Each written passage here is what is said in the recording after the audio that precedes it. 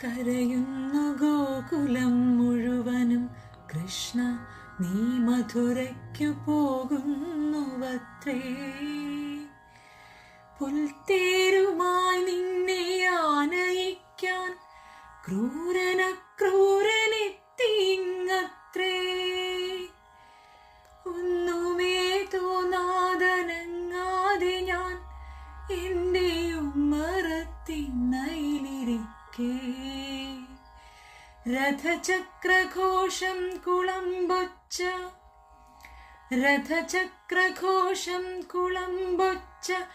ഞാൻ എൻ്റെ മിഴി പൊക്കി നോക്കിടും നേരം, നൃപചിഹ്നമായി